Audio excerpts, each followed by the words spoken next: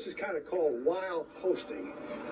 That means you don't ask anybody's permission to put up your paper, but if anybody doesn't like it, they can tear it down. But I'd look for abandoned barns. Gotta stay away from telephone poles, though, because the power company always objects to that. But the guy does come along. I square him up with a couple of tickets, but the idea is, at least for a couple of days, and somebody might see your message.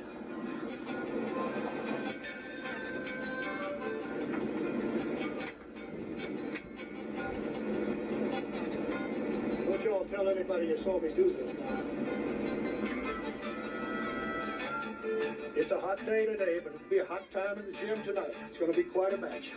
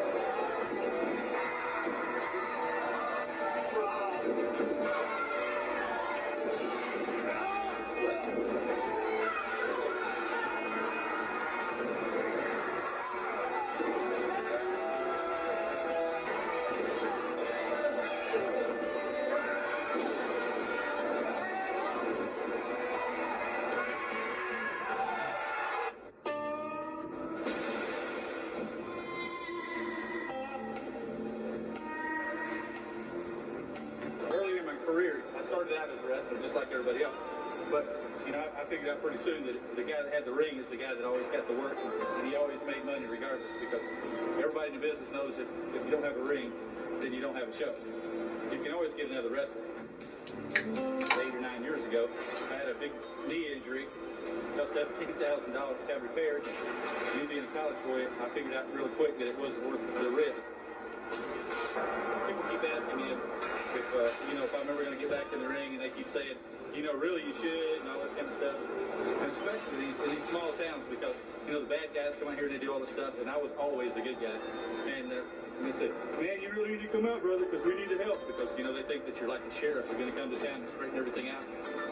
And, you know, there's some times when I want to, but most of the time I just won't do it. Things like a sailing ship, you get steel cables on the bottom and it crisscrosses, and then you tighten them a little, and when you put the ropes on the top, they're also steel cables, and you tighten them and you tighten the bottom, and then hold the whole thing together. These rings are like a Timex watch. They take a lick and they keep on ticking. This thing's had 20 guys in it. See how sturdy that is? This ring's not even put together totally yet, but every time you put another piece on it, it tightens it all up. If you look at it real close, you can see the steel is sagging just a little bit, you know, like right here. It kind of goes down and up and down. That's for having so many guys. Then you got these big guys that weigh 325 pounds, like Jack Lord or some of them guys. They really work this ring out. If the guy were to fall out of the ring, you know, he's got to go straight to this floor, and it's just a gym floor. You know, some of the big shows, you know, you'll see padding all around the ring. These guys don't have that benefit, because the padding is way too expensive. About 5 years ago, I was at a bar, and this guy came up and said, hey, do you want to sell your wrestling ring? And I thought, well, guys, sure, I'll sell it. But I figured he was just some mark that came along and really didn't have any money or anything. So he said, well, I want your truck and your trailer and your ring. How much is that going to cost me? So I quoted him a price that I thought would blow him out of the water. He reaches in his back pocket, pulls out a paper sack, and starts counting out hundreds on the countertop. Well, how are you going to get home? I'll take the cab, who cares? I keep trying to get out of the wrestling business. I've been doing this for 12 years. Every time I try and get out, somebody always sucks me back in. What are you waiting for? Well, it's about 115 in here today. It's about 105 outside, but we've been carrying the steel in to build this ring, and it's damn hot. Well, I'm glad to see it up. So we ain't got too much time now. Yep. You know, another 2 hours. All right. Well, I'll be over to the bar having a drink. Well, think about it, will you? My name is Bambi, and and I started wrestling professionally 8 years ago, right after I graduated from high school. I worked out at a fitness center where a bunch of the wrestlers train, and one of them said, "Oh, you love it so much, why don't you get into it?" So I went to wrestling school, and I trained there for, probably about 6 months before I had my first professional bout, and I've been wrestling ever since. Some folks think it's the craziest thing in the world, but it's fun for me. I began my career 20 years ago this month. My career has taken me to Canada, Puerto Rico, Mexico. I'm very happy to be a bigger star, be a big Olympic champion, WWF champion, come to the Anniston, Alabama, show the kids, and still I have a lot of feelings. When I'm not doing wrestling, I'm bouncing heads off down in Florida and around Georgia. We get in down in there and some of them old rough bars, and I have to go and take care of the law and order part of it. I'm 24 years old. I've been wrestling for about 3 years. And I've always been wanting to do it, and I started in it, and I don't think I'm going to quit doing it. But I'm not wrestling, I'm a professional fireman in a big city in Alabama. It'll be 31 years this October I'll be in the business. And I got hooked when I was 6 years old in the first grade when Gorgeous George, the original Gorgeous George, came to my hometown, Marietta, Georgia. And my father put me up on his shoulders, and I watched him throw gold pins and people fight over those pins. And I was hooked right then. I was raised on a farm, and a good friend of mine came to me and said, "Why don't you try professional wrestling because you're very strong?" I used to pick 50 pounds of sweet feed over my shoulder, feed the cattle. This is all I do. I stay on the road about probably 250 days out of the year. I just love it. I love the travel. I love going to the different countries, living the different cultures. I just like it all. I can just wrap it all up.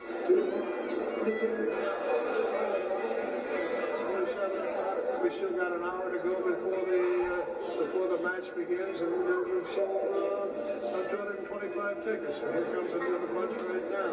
I've been a fan for wrestling for 25 years.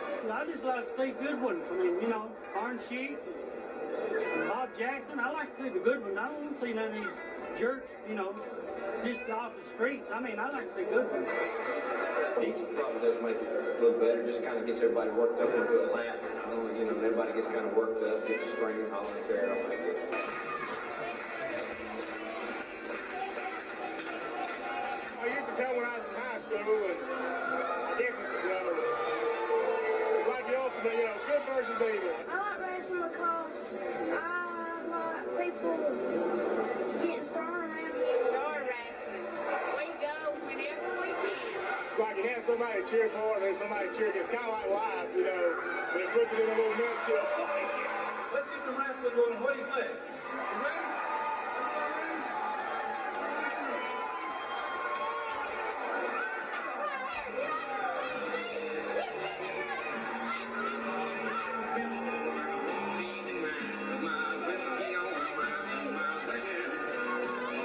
I used to wrestle about years ago, and I had an accident, and I don't get to it, so I just managed.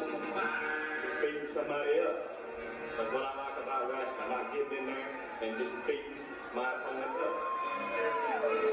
I don't know what them rednecks out there, what appeals to them, to be honest. I don't understand. I'd just be better off if they would just stay home, since you're going to get on that subject, and take a bath every now and then and clean up.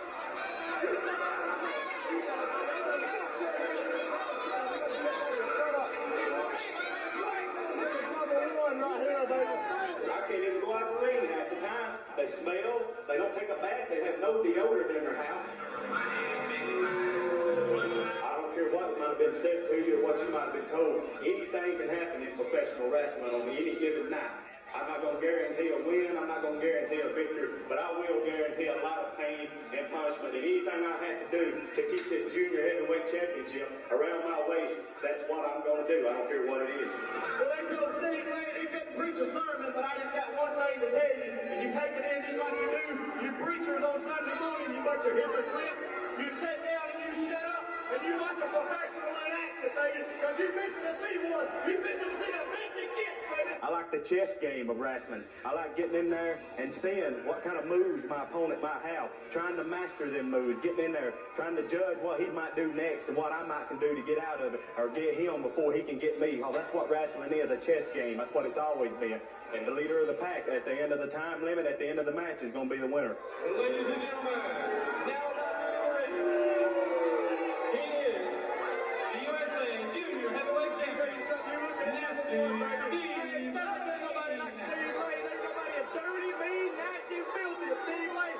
I'll do anything and everything to win a match. Back 20, 30 years ago, it was just either a little man or a big fat slob.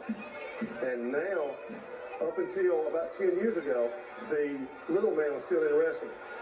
And the little man's still there, but he can't compete with a big, strong, fast man. And that's what I am. I'm big. I weigh 270. I'm 6'3", and I'm fast. If it does get bloody, it won't be me. The only thing special I'll be doing is I'll be defending this belt tonight. And that's all the people need to know. Ladies and gentlemen, 6'5" inches tall, 295 pounds. He is the one and only NWA World Heavyweight Champion, Shanghai Beard.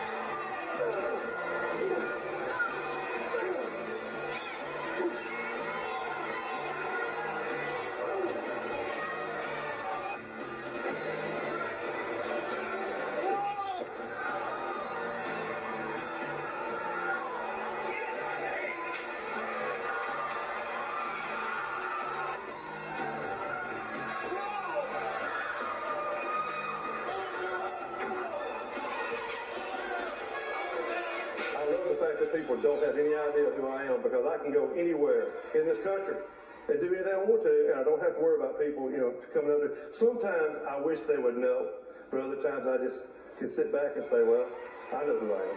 I'm still a champion.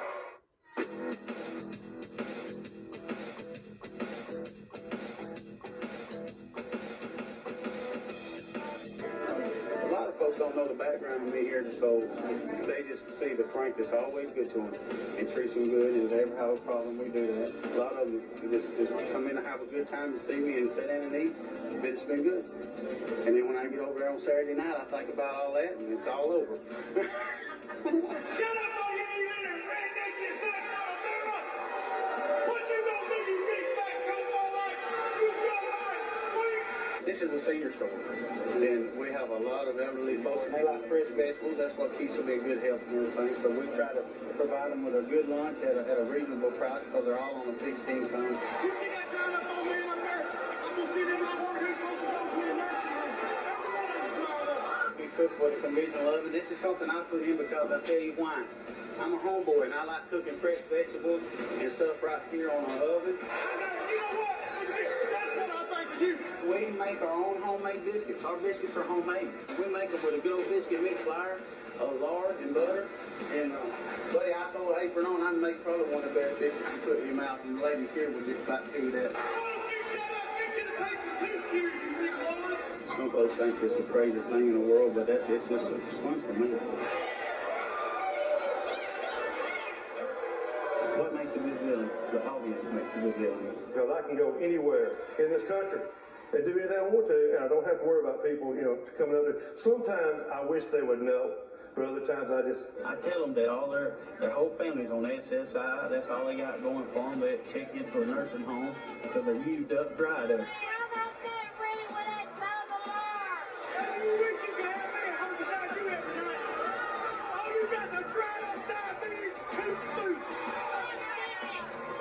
Buddy, by the time I'm through with that, they're coming out of their clothes. Man, when I was young, I whooped people like you. I said, well, come on, you old dried up coot. Buddy, they just want to tear me up. So I have a good time doing that. It's a gift, I guess, God gave me to be good for folks. But yet, at the same time, I can make them hate me. But I don't think I could do it without the mask, because that gives me a shield to be the person I am.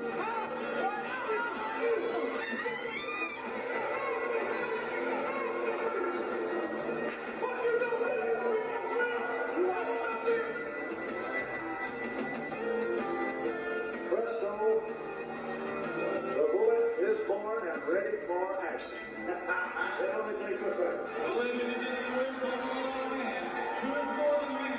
He is a legend of the Rocky Southeast. The one, the only, Bullet Armstrong.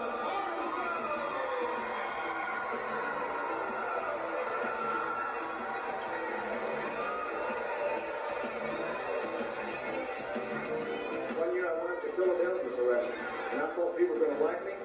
They threw bottles at me and cans and everything. I'd never been to that kind of world. I'd always been in the South, which was my home, and people always liked me. They grew up with me. They grew up watching me. But I'm busier now. I'm wrestling in 3 different areas. I'm wrestling for Smoky Mountain Wrestling up in Knoxville. I go across the state to USWA in Memphis, and I just started with Deep South down at the Choctaw Indian Reservation in Philadelphia, Mississippi. So I'm making a huge triangle around the Southeast, and I'm steady running. Steady running.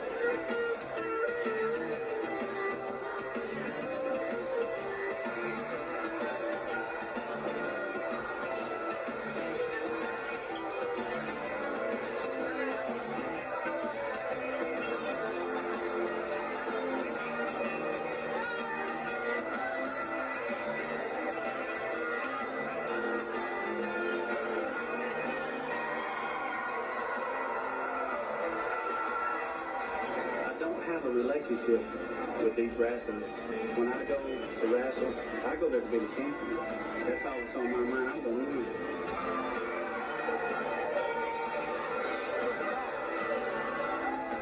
If I go out there and have to make the men have to hate me and want to kill me before I leave that ring, I feel like I've done $1 million work.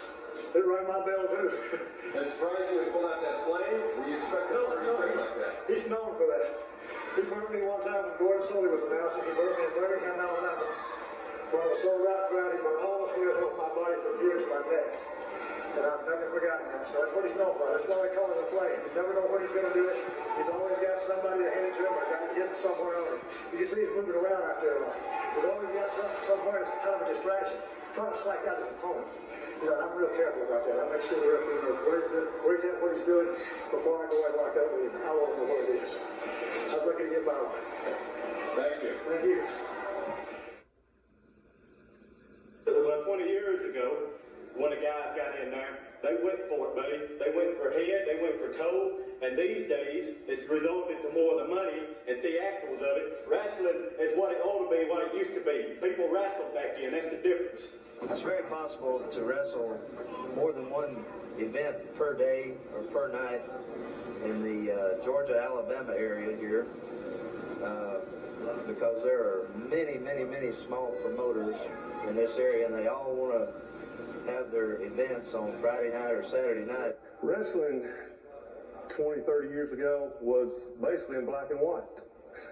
Now it's in color. There's a lot more business into it. Most of the time I'm booked all the time on Friday and Saturday night. If you could schedule like first match in one town, main event another town, you had a pretty good payday. I get paid a little bit for wrestling, a little bit for bars, so I make it along pretty good. You can see I got a brand new car out, parking lot, just bought day before yesterday, and about 250-acre farm with cattle and everything on it down in Georgia. So I enjoy it. I make a nice little living. Who is the best wrestler? I got into professional wrestling because as a kid, my dad was a big wrestling fan, and he used to take me to the wrestling matches all the time. And we'd sit front row, and ever since I was about 4 years old, I attended the matches. It was just a big deal to me. I mean, it was like the most glamorous life you'd ever see, you know. I decided to get into it. I think people like to see women wrestle because for years all they've ever seen is men wrestle, and it was a male-dominant sport. And you might see a sideshow, it's kind of like a novelty. They'd see the midgets and they'd see the women. But I think nowadays people like to see the women and get in there and do just as much as the men. And they've seen it in the past. They've seen that we can do just as much as the men can do. And it's a treat for them. You know, it's like the American Gladiators or the roller derby. They see the women get out there and they love it, you know, because I think everybody knows that deep down when a woman gets mad, she can always put on a better fight than a man can. So I think people like that. For me, as far as the women, a lot of them don't take it serious. For me, I go out there, I'm 110% serious when I step in the square circle. I am very serious.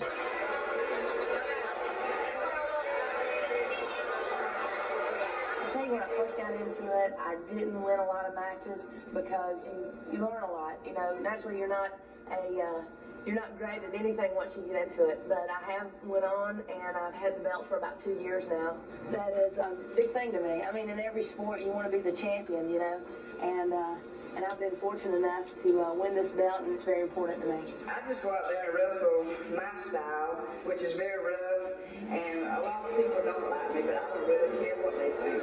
And I've always been like a very competitive person. I've always been a swimmer, a softball player, all kind of sports. The biggest wrestler I've ever stepped into the ring with was a lady by the name of Queen Kong. I think she's close to 300 pounds, and she's probably over 6 foot tall. She's like getting in there with a man. And it took a while for me to learn the strategy of wrestling a big wrestler like that, because when you first get in there, you might just get pounded to death. But I learned that she's really big, and that I was a lot quicker than her. And so I had to use a lot of the amateur wrestling moves to try to get her off her feet. I had to just try to be quicker than she was.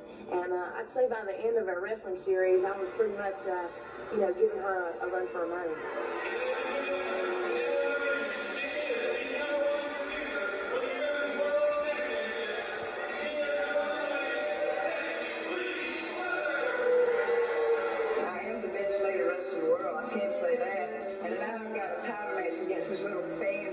She's a Georgia girl too, and I'll tell you what, Bambi, when I meet you in the square circle tonight, you're gonna go down, you're gonna go so low, they're gonna have to scrape you up off the mat. I don't like you, I have never liked you, and that belt sure would look good around my waist, and I sure hope you took the time to polish the belt up, because like I said, it'll look great right here, and tonight it will be there when I walk out that ring. I'm very determined.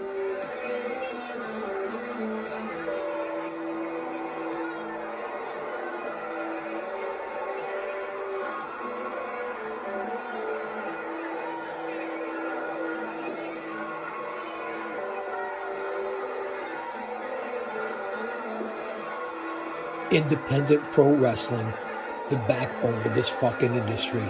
In every small town, city, state across this country, Canada, Mexico, Japan. Here on Guardian of Chaos, the YouTube channel for Chaos Corner. One man, unique, unedited, unscripted, raw dog for you, the fans. Shout out to my mods, the OTS Tribal Queen, and my brother from another mother, who's always here. And that would be Austin Nance. Sit back and relax.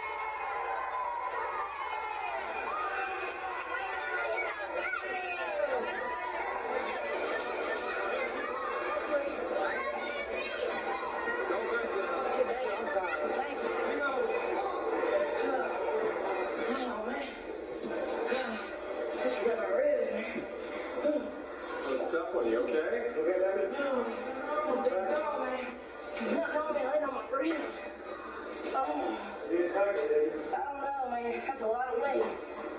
Ooh. When you're in this sport, I mean, you get hurt all the time. I don't go out there to hurt anybody. I go out there to win. And if in the process you do hurt somebody, it's not intentional to put them out. I know there's a lot of wrestlers in the sport that try to intentionally hurt their opponents. It gets bloody. I have people approach me all the time.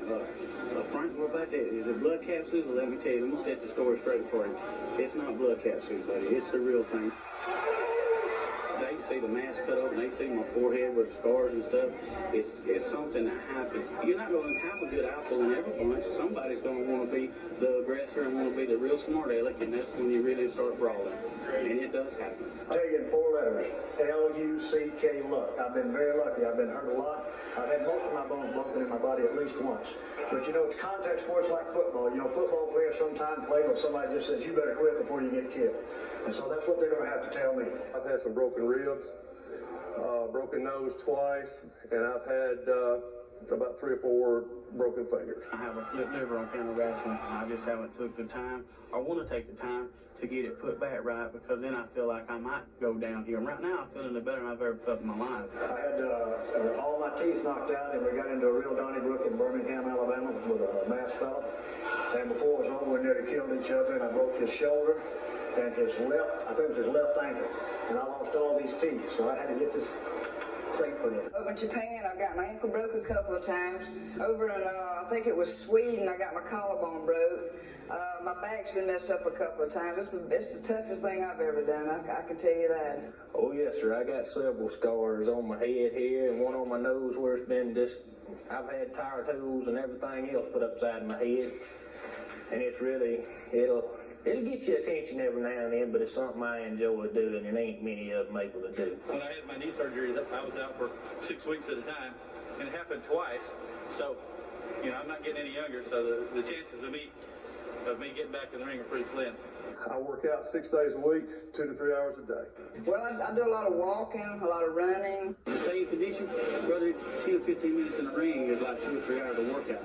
It's a mental and a physical condition at all times. The reason I wear this mask is because in 1982, the $1 Million Man, I'm sure you're familiar with him, Ted DiBiase, he came into the gym and I was doing what you call pullovers. I was on the end of the bench and I was pulling over 200 pounds. Well, he just thought it was his business. He just walked by the other end of the bench and gave it a kick. Now, I don't know if he meant to kill me, if he meant to hurt me or what, but the bench flipped straight up. The weights came down, caught my nose, tore my nose off. This nose came from another part of my body that I don't really want to talk about right now. Look at here! Look at that! They did everything in the plastic surgery they could. They wired my jaws together. I had to wear a tracheotomy for 3 months. I couldn't breathe through my mouth and locked. But they never could get that nose to adhere back to the cranium. So this is just a piece of meat up there. And they had to go up in there with sticks and make a hole so I could breathe through my nose. So I'm just lucky to be here. I really am. I came that close to death. Just by a simple fate, I'm here. Thank God. My favorite thing about wrestling is when they jump off the top rope. The way it used to be, there was a lot of mat wrestling. Now there's high flying. That's why you have so many more injuries. You see people down getting injured all the time. Before, if you stay close to the mat, if you wrestle a 300-pound guy and you weigh 200 and you get him on the mat, then you become almost the same size. But if you're trying to fly and use your leverage when you weigh 200 pounds less, you're going to get hurt somewhere. The high-flying maneuvers, young wrestlers think it's showy. They think it'll give them a reputation. And most of the time, it just ends up getting them hurt. I said, no, forget it. Absolutely not. No way.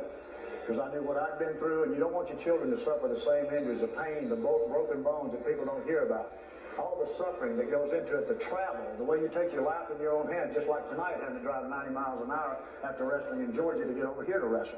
And I didn't want them to have any part of it, but when I saw that they were all dead set, they'd seen me win Cadillac tournaments at the Omni in Atlanta with $104,000 in the house packed, and they were at the Cadillac waiting on me by the time I got there to drive it, so they got caught up in the enthusiasm, and there was no way to talk them out of it, so by golly, I just trained them and tried to teach them the best I could, and so they'll have maybe as few injuries as possible.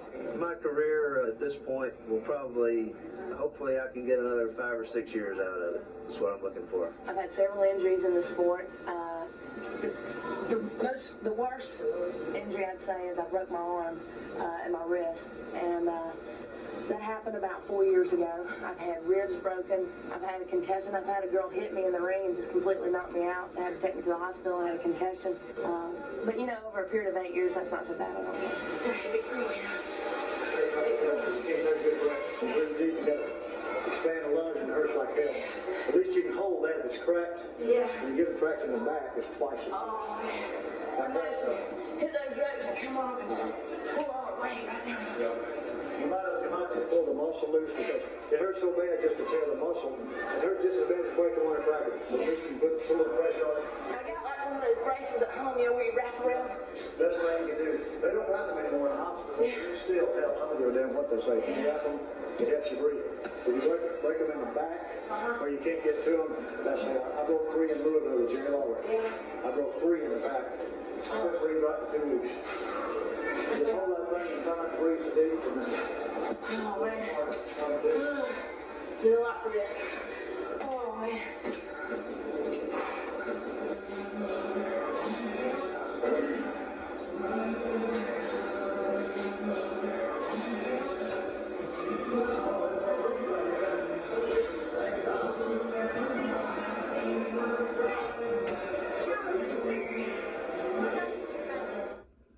First of all, I come from oldest country in the world. They're called Persia. I was a Shah of Iran bodyguard, and plus I was a high school chaplain. And after high school chaplain, I've been Iranian army, 2 years in Iranian army chaplain. And after Shah left the country, and I come to the greatest country in the world, United States of America. I'm the world champion for this. Nobody break my record. That's a good exercise for the shoulder and a back and neck all over. That's because I'm a champion. Nobody is champion. See, I care about my real wrestling fan. And the reason I get copper box for charity, but Iron Sheik doesn't need it. Oilman, Persian gold, the money is not the point. The point is, I just want to tell American kids, don't take drugs and go pray and go mosque and do practice and pray to God to you be like the world champion Iron Sheik. You want to come try it? Please, come try it a little bit. I didn't come this far. Yeah, just feel it. Just feel it. Pick him up. Just like Iron Sheik. We'll see how much you can do. Okay, what do you want me to do? Pick him up, hold it and twist it. One. That's all? That's it, buddy. At least he had enough guts. You come try it. I respect you. At least you try it. Very good. If I make it from 10,000 miles till I come to the USA, all-American greatest wrestling country, till I get my gold medal for pro and amateur, and I think I can teach the young generation, go practice, go pray, and dinner good, sleep good, don't smoke, don't take the drugs, till you be champion like Iron Sheik, and Allah and God and Jesus gonna help you if you want to. Ya Allah, ya Allah. Anything else? Wrestling is still the only good and bad game. There's a right and there's a wrong. There's a yes and a no. There is no gray. It's black and it's white. And people come to wrestling because they understand wrestling. They know good and they know evil.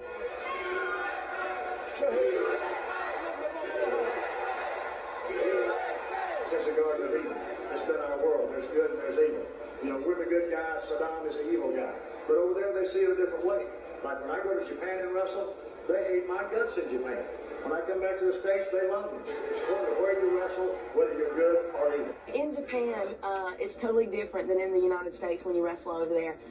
You're not necessarily a good guy or a bad guy. You go out there and they applaud you when you win, when you do a spectacular move. It's more like the Olympics. There's no fan favorite or no person that they dislike. They go out there and they watch your match and they cheer you on your ability. Here, you're a fan favorite. The fans follow you around. They love you to death. And if they don't necessarily like you, then they may boo you out of the building. But it's real different over there in the other countries. Tokyo, the people over there, I guess, because they're more polite. You know, over here they booed. I've had stuff thrown at me. I almost got stabbed by a knife one time. The people over here, they're just very vocal.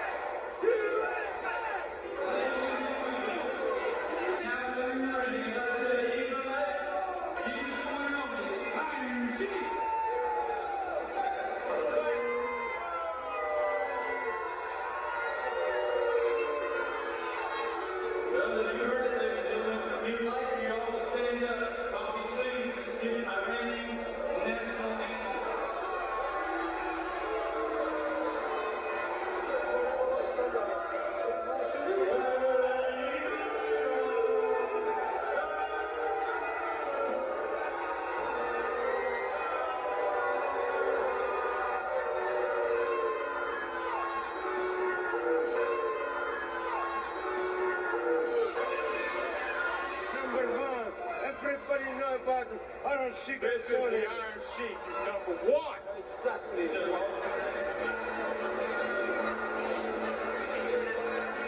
When I wrestle as a Power Ranger, I go out there and I try to show the kids a lot of wrestling ability that I have. I enjoy being in the ring and listening to the fans react to whatever I'm doing.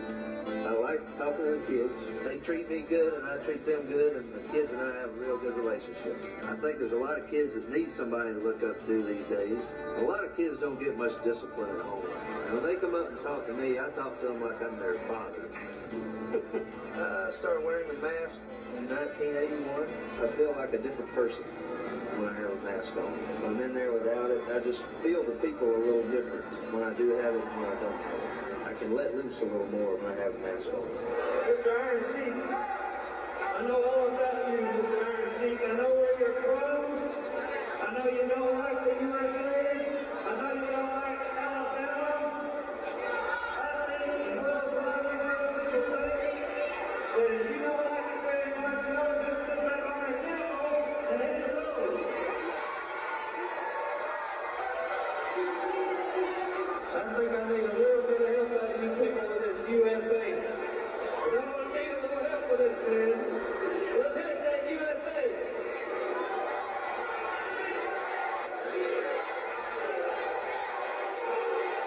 As far as hitting someone or getting hit by someone, it does for me what it does for a lot of wrestling fans, and that it releases a lot of tension. Yes, I enjoy it.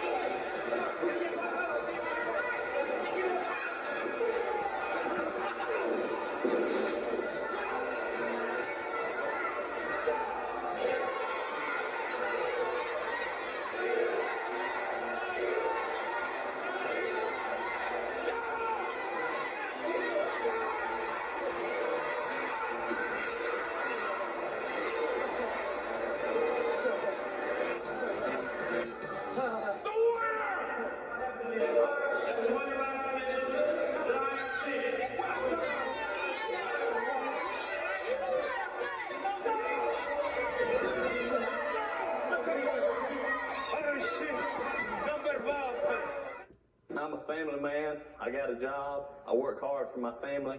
But when it comes to wrestling, I'm totally different. I get my mind set on what I got to do, and I do it. I've been working on a couple of moves I want to bring out tonight to show my agility and show how this big man can move around in the ring. As he said, he's quick, he's strong, and he's fast. I've seen him hurt his opponents. They all about the same. They get in the way, they get run over.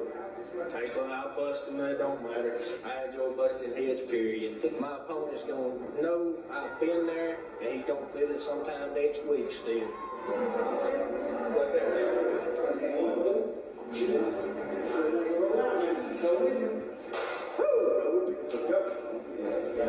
You don't. I know. But don't I'll break your neck. All right, make your way to the ring.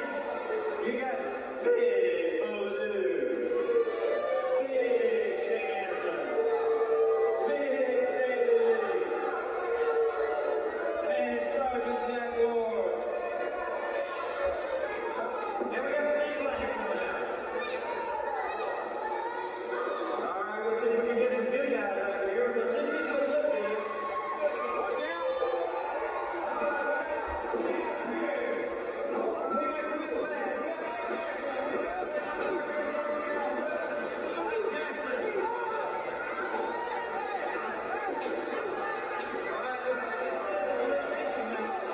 There's no rules